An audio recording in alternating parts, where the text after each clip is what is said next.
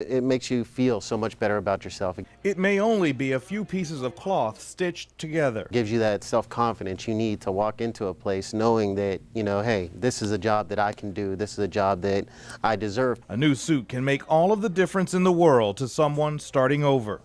All this month, Men's Wearhouse is collecting donated suits and other dress clothes to give to men graduating from the Salvation Army's Crossroads program. It's strictly voluntary. It's got a 36-bed capacity.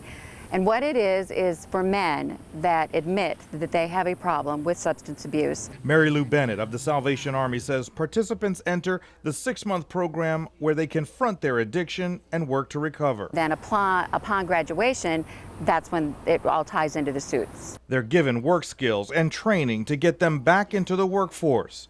Then they receive a suit to wear to job interviews. To get them back out into the workplace, especially with the job market the way it is, they need an extra something.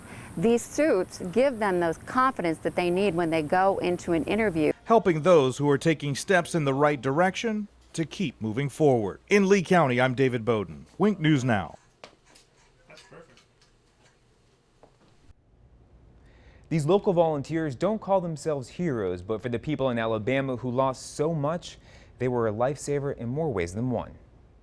For many victims, water, food, clothes helped, but volunteers found it was the simple human connection that made the difference. What our volunteer coordinator primarily did when she went up to Tuscaloosa, she hugged a lot of people and she prayed with a lot of people because that's really all she could do.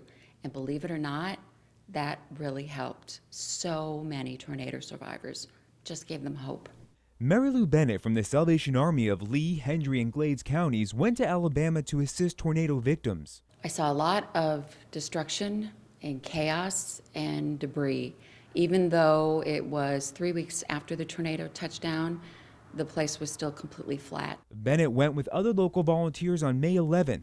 For 2 weeks, they traveled through flattened neighborhoods to offer whatever aid they could.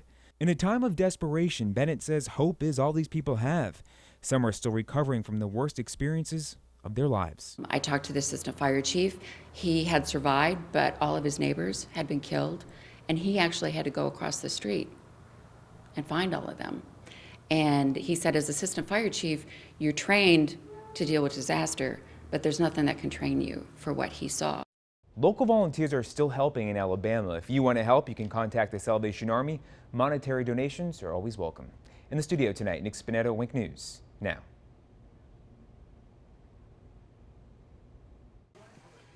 Jerry Schmall is not a model, but his life could be a model to those hoping for second chances. I put my body in totally disarray. I was drinking heavily, using drugs. And when I was in detox, I just had nowhere to go. But today, Schmall is a graduate of the Salvation Army's Crossroads program, a 26-week rehabilitation program for people dealing with alcohol and drug abuse. But I knew it was a 6-month program to change my life around and to learn about my disease. And that's where, I started to learn about everything that I had going wrong in my life. He learned and he overcame, and now Jerry works at the Salvation Army, where the sales of all of the donated items here go to support our drug and alcohol rehabilitation center for men and women that brings back lives that were once lost to drug and alcohol addictions. As a way to boost sales and awareness, the Salvation Army hosted a back-to-school fashion show. Wink News' Lois Tomey emceed the event, and Wink morning anchor Rob Spicker's 3 children took on the role of models. This shirt will cost you $1.99. These jeans just shy of $4. Doesn't sound like much compared to the original retail price, but even that small amount makes a large difference for those trying to turn their lives around. Buy something for $2, it feeds one person in this program for a meal. It saves lives, is basically what this program does.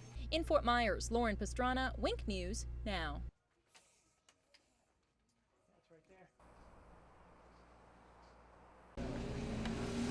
2 weeks ago, this freezer was filled with turkeys. Today, it's completely bare. The Salvation Army says this situation is all too common this holiday season and could cause cutbacks to those in need. I don't think we've ever been in this situation before where it's something we've even had to consider. Food is not the only concern. 4 days before Christmas, the organization is still $231,000 short of their cash goal, in part due to the recent cold snaps that held back volunteers and donors. So not only did we have kettles where nobody was ringing, which means we weren't getting any donations, we didn't have shoppers. A look inside the Salvation Army's pantry show empty shelves. Normally, whenever you look in here, you'll find all these shelves with no gaps, but this season it's just hit us so hard that we don't have a choice, but when people ask for food, that we got to say no. Now the challenge for Jeremy Hartman is figuring out, on a limited budget and supplies, what and how much to feed the estimated 300 needy people that will show up Christmas Day. If we don't even come close to making the goal this year, we're looking at having to scale back some services next year. And that's a very scary situation. A situation that has the Salvation Army hoping for a Christmas miracle. Robert Burns, Wink News, now.